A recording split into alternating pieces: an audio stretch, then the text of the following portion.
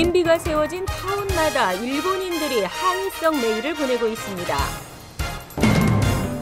미 상원 법사위원회에서 오늘 또 하나의 총기 규제 법안이 가결됐습니다.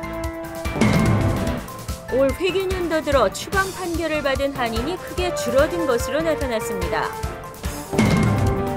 뉴욕시 선거관리위원회가 개선된 새로운 투표 안내 단말기를 공개했습니다. 한인 청소년들의 마리화나 흡연이 급증하면서 문제의 심각성을 보여줬습니다. 이상은 이 시각 주요 뉴스입니다. 여러분 안녕하십니까? KBN 뉴스입니다. 지난 2010년 10월 뉴저지주 팰리세이즈 팍에 미국에서 최초로 일본군 위안부 기린비가 건립된 후 뉴욕과 LA 등 여러 지역에서 기린비가 세워지고 있는데요. 기린비가 세워진 타운마다 일본인들이 항의성 메일을 보내 골머리를 앓고 있습니다. 금홍기 기자입니다. 뉴저지주 팰리세이즈 팍, 뉴욕의 롱아일랜드, 그리고 버겐 카운티 청사 앞에 일본군 위안부 기린비를 세운 타운마다 일본인들의 항의성 이메일과 편지 등이 쏟아지고 있습니다. 일본에서 보내지는 항의성 메일에는 위안부는 창녀들이라는 등 위안부를 비하하고 왜곡하는 내용이 들어 있습니다. 위안부 초상 화가로 잘 알려진 스티브 카발로 씨는 앞으로 일본에서 보내지는 항의성 메일에 답변을 맡게 됩니다.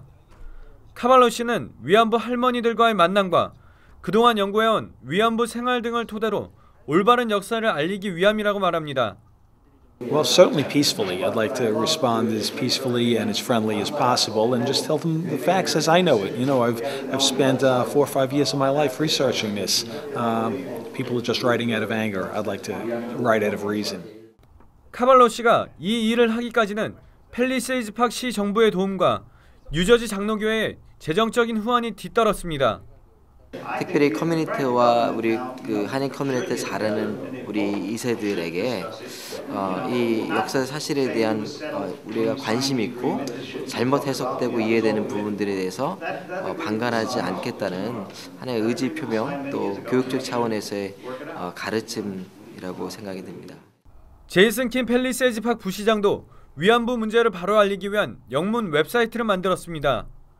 김 부시장은 한국어로 된 웹사이트는 많지만 영어로 돼 있는 웹사이트가 없기 때문에 올바른 역사교육 측면에서 웹사이트를 개인적으로 만들게 됐다고 밝혔습니다. 한국말로 한국에 있는 웹사이트를 컨택하는 거는 쉽지만은 이거를 알려야 되는데 세계 공용어가 영어로 돼 있잖아요. 그래서 영어 웹사이트를 지금 만들어서 일본 측은 위안부 희생자들에게 이미 사과했다는 말만 되풀이하고 있습니다. KBN 뉴스 금홍기입니다. 미 상원 법사위원회에서 오늘 총기 규제 법안 하나가 또 가결됐습니다. 이번 총기 규제안은 공격용 총기와 10발 이상 대용량 탄창을 금지하는 내용입니다. 총기 규제 법안이 오늘 상원 법사위원회에서 찬성 10표, 반대 8표로 가결 처리됐으나 여전히 공화당과 일부 민주당 상원 의원들은 반대하고 있습니다.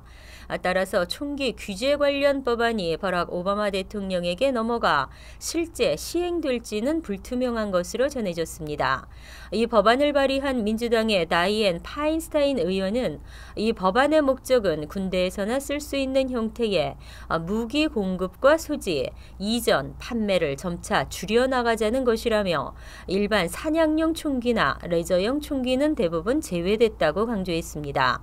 이로써 지난해 12월 커네티컷주 샌디옥 초등학교 총기 참사 이후 지금까지 법사위가 통과시킨 총기 규제 법안은 4개로 늘었습니다. 무기 불법 거래 처벌 강화, 모든 총기 거래자에 대한 신원, 전과 조회, 학교 안전을 위한 자금 지원 확대를 골자로 한 법안도 앞서 법사위 문턱을 넘었습니다. 그러나 이들 법안이 상원 전체 회의나 하원 관문까지 통과할지는 미지수입니다. 미국 총기협회의 로비와 상당수 의원의 반대가 거세기 때문입니다. 이민자들은 합법 신분이어도 추방과 전혀 무관할 수가 없습니다. 불공정한 처사와 인권 침해 논란이 여전히 있지만 좀처럼 개선되지 않고 있는 추방 문제인데요. 올 회계년도 들어 추방 판결을 받은 한인이 크게 줄어든 것으로 나타났습니다.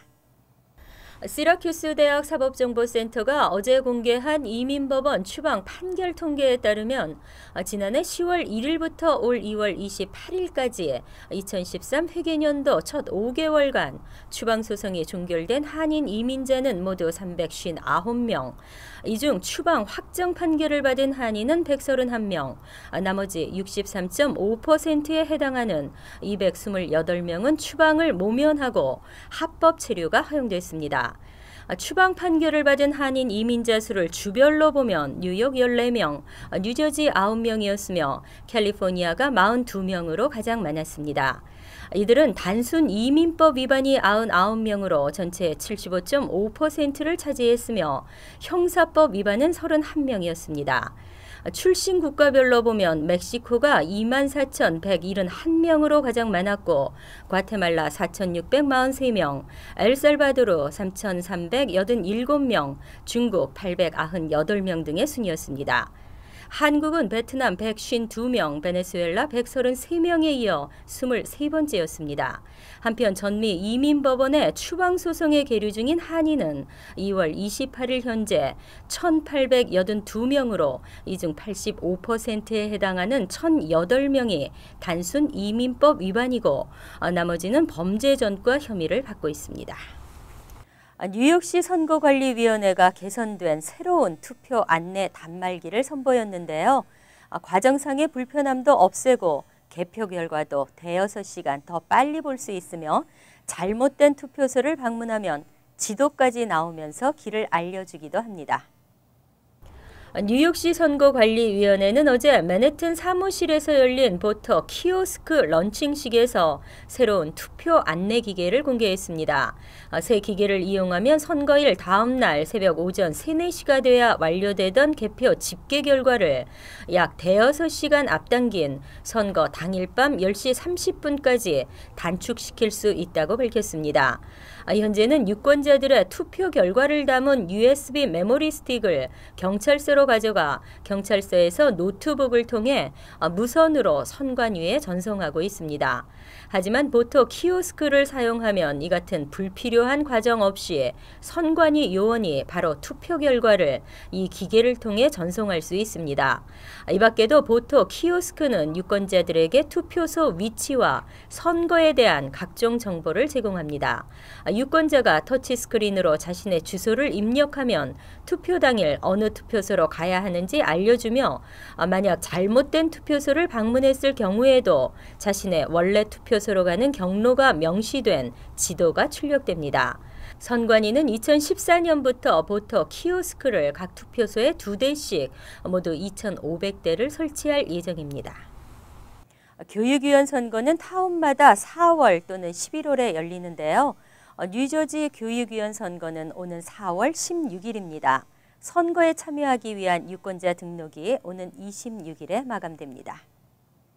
올 4월에 교육위원 선거를 여는 버겐 카운티 타운은 팰리세이드 파크, 잉그루드, 클립사이드 파크, 노루드 그리고 해링턴 파크 등 15개 지역입니다.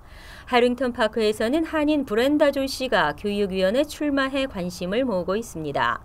선거에 참여하기 위해서는 18세 이상 미국 시민권자로 선거구, 카운티에 30일 이상 거주해야 하며 26일 마감일 전까지 유권자 등록을 마쳐야 합니다. 유권자 자격은 이전에 유권자 등록을 했다면 다시 할 필요는 없지만 지난 4년간 한 번도 투표를 하지 않아 등록이 취소된 사람들은 유권자 등록을 다시 해야 합니다. 그러나 유권자 등록이 취소됐더라도 선거 당일 신분증을 지참하고 거주지 지정 투표소를 찾아가면 투표할 수 있습니다. 다만 절차상의 혼란이 발생할 수 있어 주의해야 합니다. 그리고 주소지가 변경된 경우에는 새로운 주소로 변경을 해야 합니다.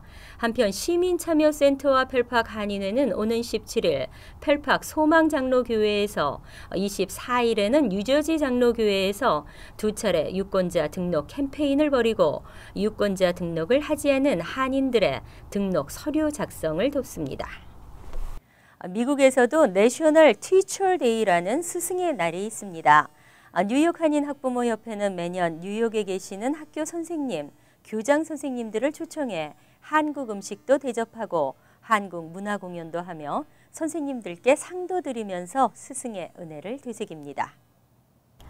뉴욕 한인학부모협회가 오는 5월 23일 플러싱 대동연회장에서 열리는 제22회 스승의 날 준비에 박차를 가하고 있습니다. 이번 스승의 날 행사는 옥일 승천기와 위안부가 주제입니다. 지난 13일 스승의 날 두 번째 준비 모임을 가진 협회는 초청자 명단을 발표하고 명단에 없더라도 자녀가 재학 중인 학교를 알려주면 초청 명단에 추가하겠다고 밝혔습니다.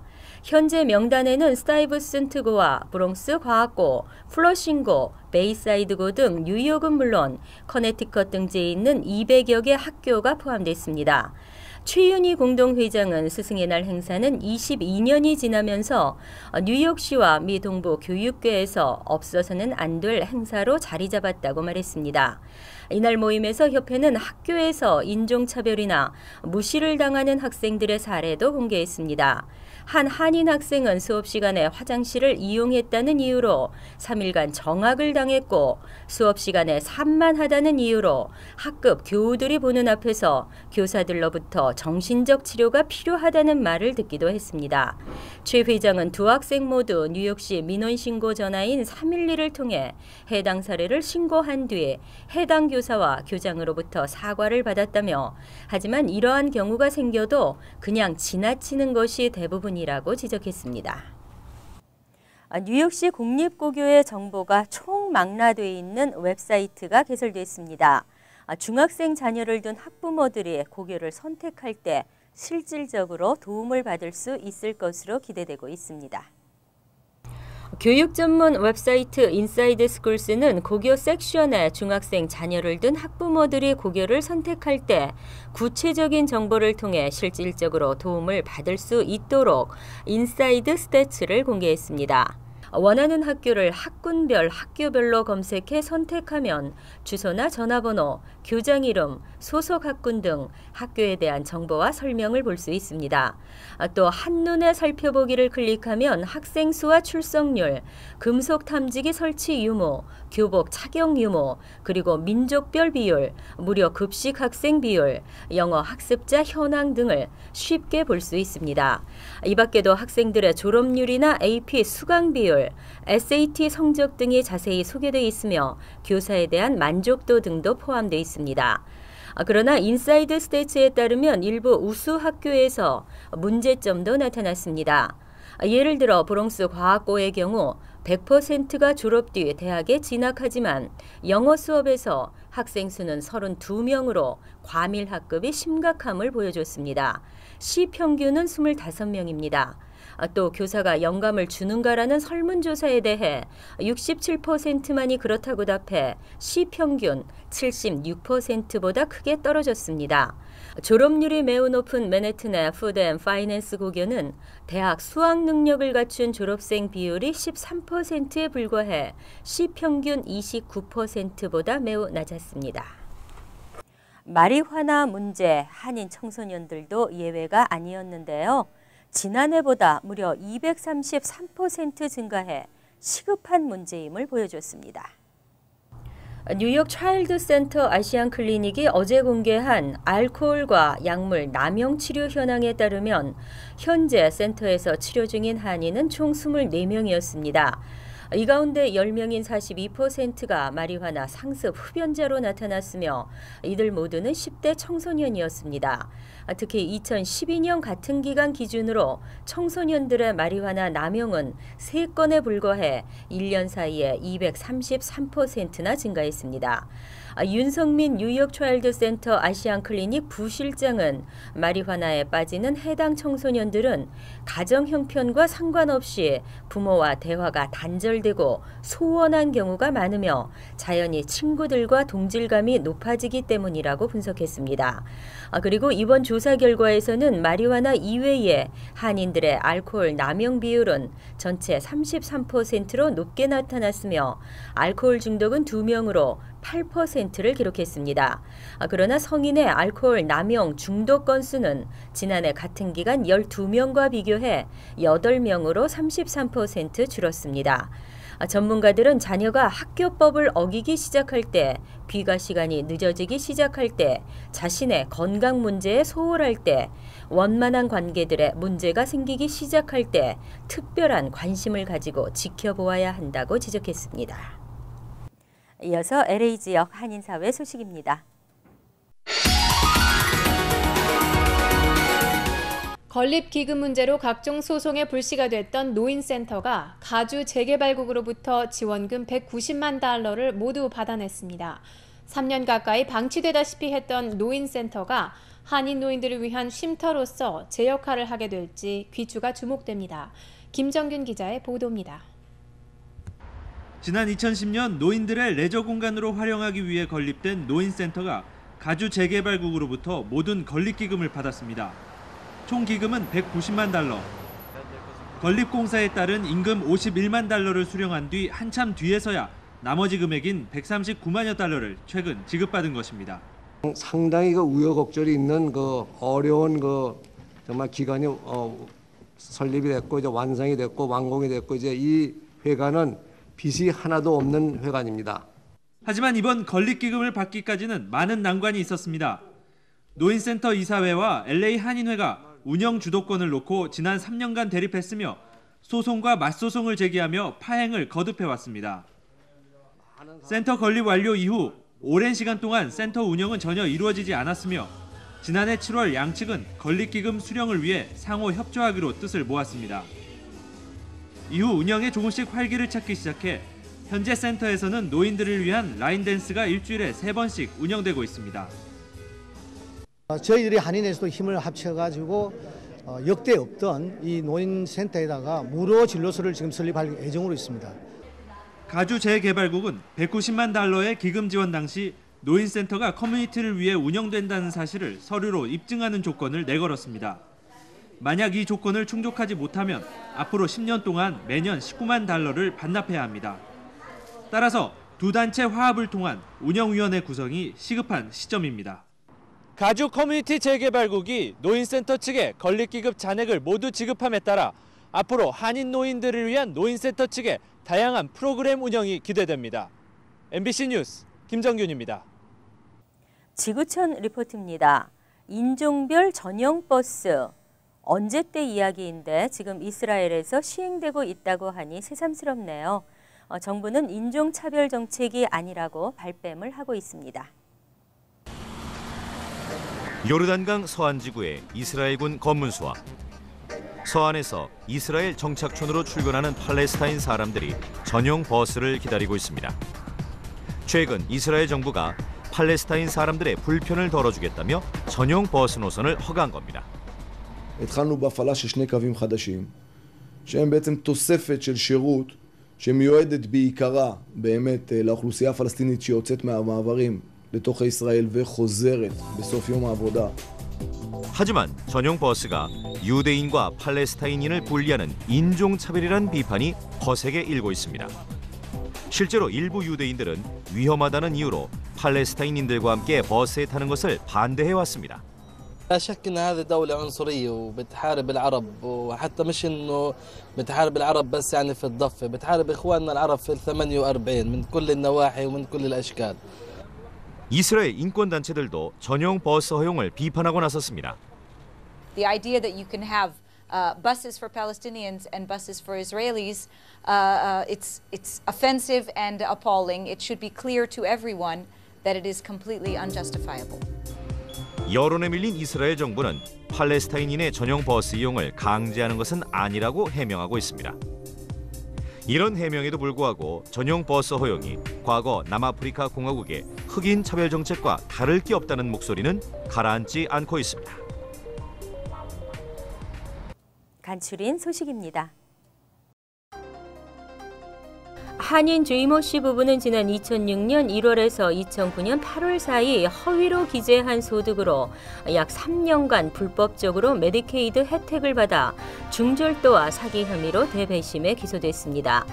연 가구 소득을 속여 불법적으로 주정부 건강보험에 가입한 경우 그동안 형사처벌된 사례가 거의 없었으나 이번 케이스는 불법 메디케이드 수혜 관행에 검찰이 경종을 울린 것으로 풀이됩니다.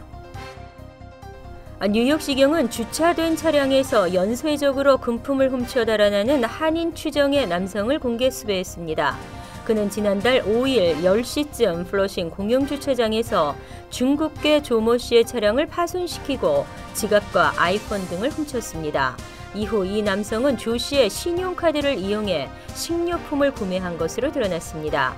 현재까지 공식 확인된 범행은 5건으로 벽돌을 이용해 차량의 창문을 깼습니다. 뉴욕주 경찰국에 따르면 업스테이트 소도시 허키머에서 오전 9시 30분쯤 64세 커트 마이어스가 자신의 아파트에 불을 지른 뒤에 인근 이발소로 이동해 4명을 총으로 쏴 이 중 2명을 숨지게 했습니다. 이어 약 1마일 거리의 세차 영업장에서 추가로 2명을 살해했습니다. 경찰은 목격자의 증언에 따라 개인적인 원한 관계가 있을 것으로 추정하고 있습니다. 현재 마이어스는 사건 현장 인근 건물에 숨어 있으며 경찰은 이 지역 일대를 봉쇄해 마이어스를 포위한 상태입니다.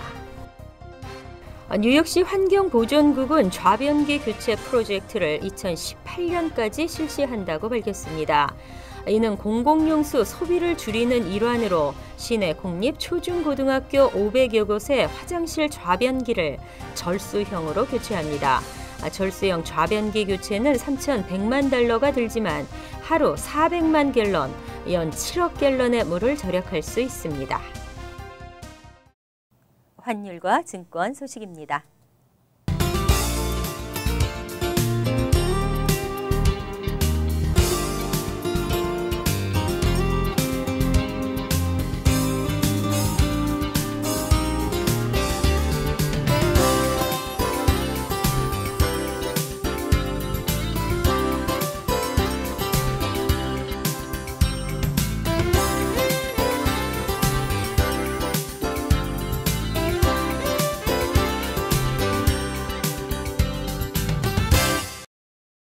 이어서 날씨입니다. 3월 15일 금요일은 맑은 날씨에서 차차 구름이 끼며 흐려지겠습니다. 낮 최고 기온은 45도, 섭씨 7도, 밤 최저 기온은 35도, 섭씨 1도로 예상됩니다. 토요일은 대체로 흐린 가운데 적은 양의 비가 내리겠습니다. 일요일도 비는 내리지 않겠지만 흐린 날씨가 이어지겠습니다. 이상으로 KBN 뉴스를 마칩니다. KBN과 함께 즐거운 저녁 되시기 바랍니다.